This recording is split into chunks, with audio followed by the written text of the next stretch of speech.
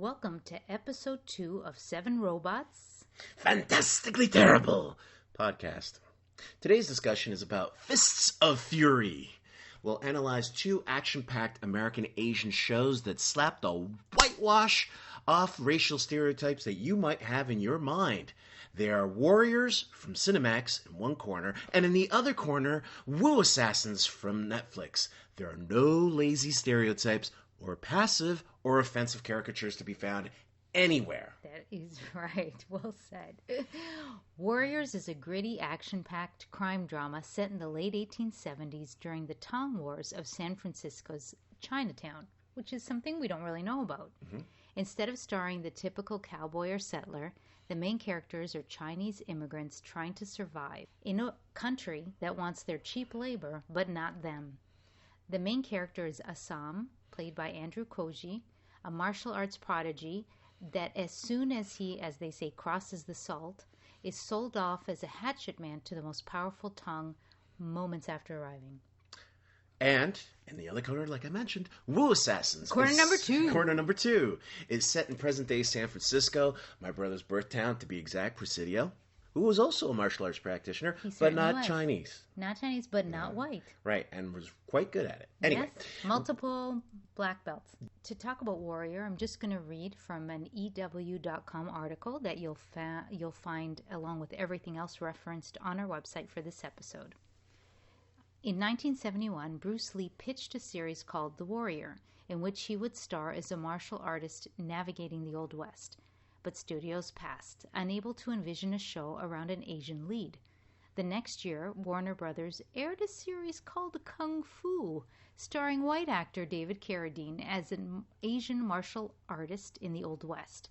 A premise that raised eyebrows, though the studio denied it had anything to do with Lee's concept. Director Justin Lin, famous for Better Luck Tomorrow and the Fast and the Furious franchise, remembers being 8 years old when he first saw Kung Fu and didn't quite understand why Carradine was in the role. I was confused, he tells EW. I didn't know why he was speaking in broken English. When he learned that Lee originally had an idea just like Kung Fu, he knew he had to bring it to the screen, and to do it with an un-whitewashed cast that would honor Lee's story. Lin teamed up with Lee's daughter, Shannon Lee, who brought 8 pages of the original notes from Bruce.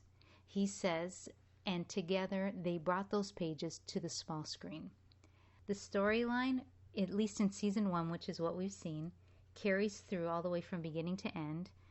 And it also, on top of great action, great martial arts sequences, I can't believe they found such quality actors who also are freaking fantastic at martial arts and action sequences. Well, it's interesting because to me the martial art in this is also the martial art, but it's also the history. Yeah. They treat the history like a martial art. They're beating you up with it. That's the truth, right? Smack. Wow, okay, yeah. And the reason we're talking about both of these shows is because they both deal with racial issues. Yeah. And they're... one more than other. I feel that Warrior deals with it. Yeah, it like hits the nail.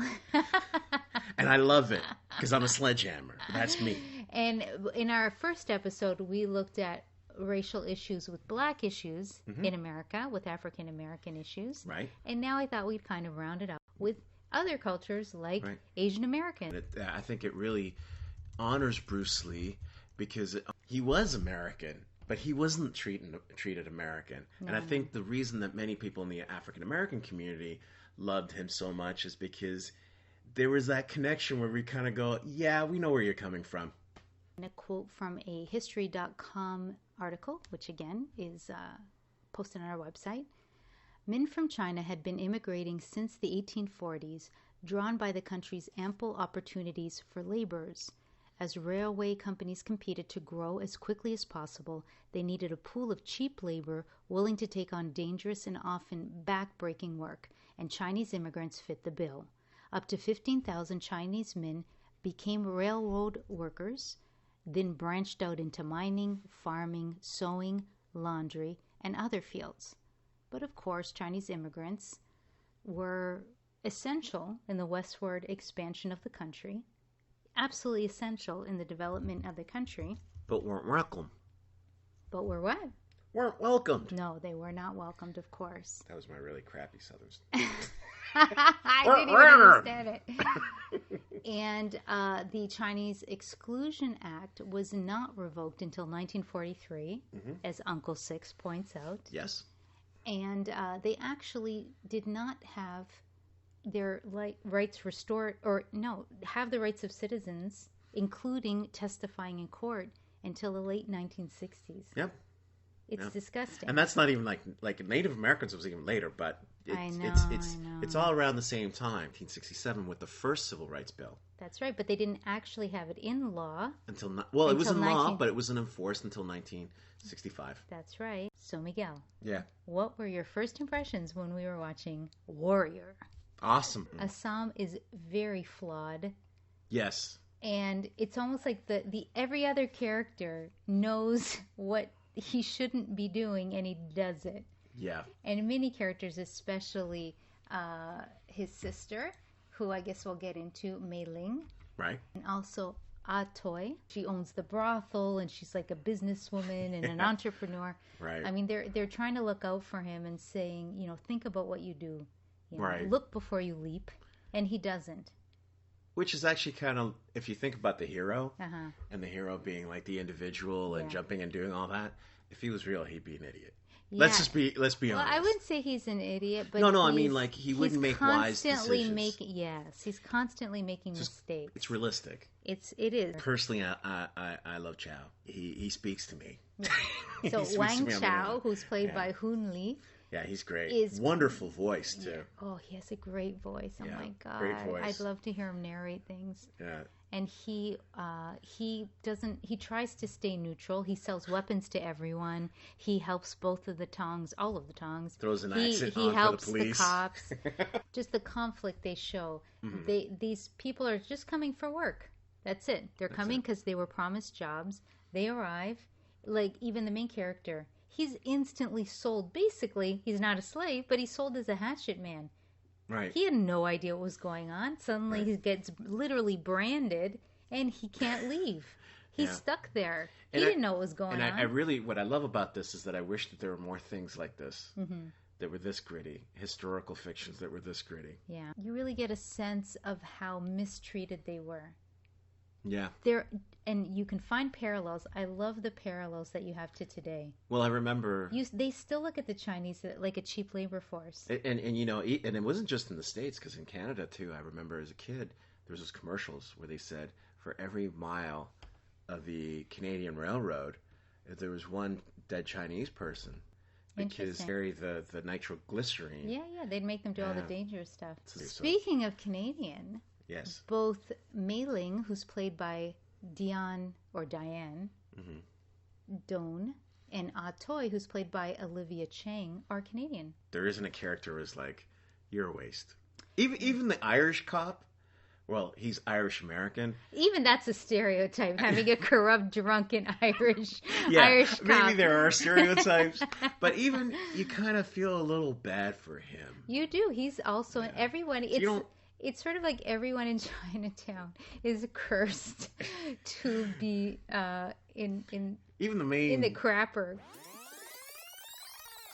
She can. Molasses. Yeah, I thought that was great too. I'm like, what's molasses? I'm like a total wet behind the ears. I don't know my drug terminology from the 1800s. They even made up some sort of their own sort of like slurs and stuff. Like they call each other onion.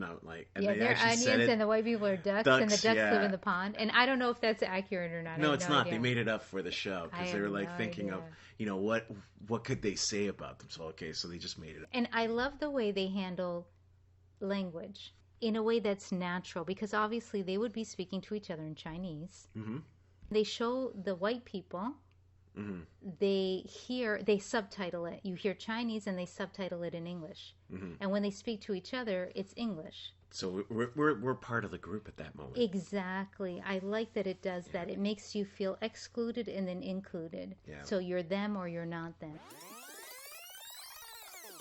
And the second series is Wu Assassins from Netflix, starring renowned martial artist and movie star Iko Uwais from the Raid films, which, man, I love those films, but So I wouldn't want to violent, be a but so stuntman in good. that.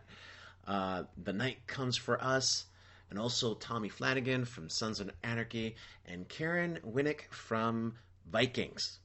I'm going to read again from a review in IGN.com. The link will be provided on our website. Those who absorb a Wu Xing become a darkened, corrupt version of themselves, capable of wielding the power of a particular Wu element. No. Yes, the chosen Wu assassin, think Vampire the Vampire Slayer, Highlander, etc., is given the combat ability to defeat the 5 Wus, though the newly acquired powers don't always guarantee victory. So very different here than, the Warrior is very gritty. You almost feel like you're getting some blood and dirt on you when you watch Warrior. This one is very supernatural, and it's set in modern day San Francisco. Yes. So we go from the late 1800s to modern day. You're still in San Francisco. It's still martial arts. It's still with Chinese immigrants, which I find very interesting. You could actually have one episode linking the two. And it would be I don't think Cinemax past and Netflix would do that. to present, Yeah. and you got yourself an epic. You get some like supernatural wormhole thing Something. where right at the all end the of Warrior. tongues go through and they end up in like modern day San Francisco. Yep. And then you got yourself a connection. There you go. Yeah. So we can connect them to a supernatural wormhole. Definitely. But since we don't have that, No. let's go with Assassins. Kai, the main character now, he's supposed to be the last hope. He's Right. the 100th Wu assassin. Right. And it's hard to deal with the failure rate that high. That's a pretty 99 have failed. It's all up to you. That's pretty bad. Kai is a good character, but they write him a little bit too stiff. After watching him in The Raid, in The Night Comes for Us, he's very good on screen. He can evoke emotions while he's kicking the crap out of somebody. Right. And he's really good at that. So I found that they wrote his character too flat. And perhaps it's because they were trying to make him kind of a typical good guy with he's nothing like Assam, who continuously makes mistakes, but he kind of grows by the end. You know, when you get your comeuppance, when you get your butt whooped enough times, you maybe start to learn by the end. And I think that sort of happened with Assam at the end. I can attest from personal experience that getting popped in the nose a few times sobers you up. And I did like that they had that progression in Warrior. Right, but you know who has a progression is his uncle. Love Uncle Six. Yeah, I love him. He's another guy that's got a great voice. Oh my gosh. Yeah, he's got a great voice. If they got together the actor Hu Ni, who plays Wang Cho or Chow, and Byron Mann, who plays Uncle Six, holy crap. That'd be a great movie. I'd watch it. Yeah, oh my god, I want Hands them down. to narrate something that we write. Hands down. All the fight scenes with him are fun. Actually, with everybody, even Catherine Winnick, again, another Canadian. Woohoo! Shout out to my Canadian sisters here. You're everywhere. She can kick ass, man. I loved it. And Lee Jun Lee, who played Jenny Wah. Mm-hmm. Juju Chan. She's her amazing. demeanor is just like, when you know she'll look kick at your her, butt. It's the matter of, I read maybe, online that they call her the female Bruce Lee. Yeah. And she really does project, like, I could kick your ass from here to Wednesday. I want her for Kusanagi. It would be amazing. Yeah. And she's like, and all of the women are in both of the series are very commanding, and I like that there is no difference. If you write a woman or a man, it doesn't matter. You're just writing a person. So, which one did you prefer? It's a hard call. Enjoyed them both for different reasons. But if I want to look at each episode, and I always like to see how each episode leads to the end, if everything's tied together, I would pick Warrior. I'd have to agree. Yeah, I think it's very well written, episode to episode, and really good character development. Exactly. For all the characters, actually. Every single character had an arc of their own. And I would have loved to seen even more, but I understand that you can't fit all that in. Who was it? Lee Young, played by Joe Taslim, who's also Indonesian, fantastic martial arts artist, absolutely kick-ass, and an amazing actor. I would have liked to see more of him. On the Wu Assassin side, I would have liked to see more of Mark Dacascos, who played the monk, who's also in Brotherhood of the Wolf and John Wick 3. John Wick 3, Antebellum. In World. Antebellum? Not Antebellum Slavery. No. So there's some characters I would have liked to see more of just because they're so good. Right. How about you? Me, I liked Warrior, but for all the reasons that you mentioned, but also it touches my heart that, Shannon Lee completed something that her father had dreamt up. And I think in his time, he didn't get a chance to do it because of racism. And if he was alive today... They didn't do it, and they stole it. Yeah, and they stole it. But I think that he would be overjoyed that his daughter did this. And he would be overjoyed to see Asian Americans not being pushovers. I mean, the world is made up of so many people. Right. I don't want to just see white people in the movies and TV. Why would I want to see that? The other thing that's interesting, too, about this is that although it's heavily deals with Chinese American, like the racism that they deal with, they do bring up occasionally to like how Native Americans are treated and Black Americans are treated too. Not quite even close to the same, but there's a touch a little bit. I wish we could do another show now, a Wild West, from the perspective of the Native Americans, Native Canadians, Six Nations, Native, whatever. It might be like it would be fantastic. It'd probably be from the perspective. Oh no. Who are these people? What do you mean you own the land?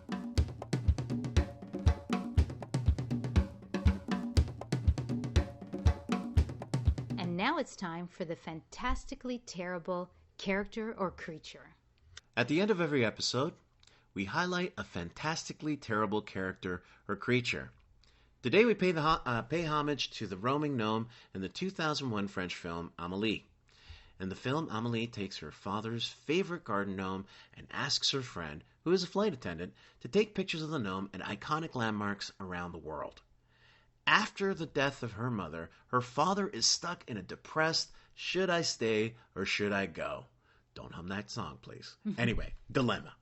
So Amélie uses the gnome to show her dad that he can live his dream and travel the world instead of regret the years he lost. That's it for today.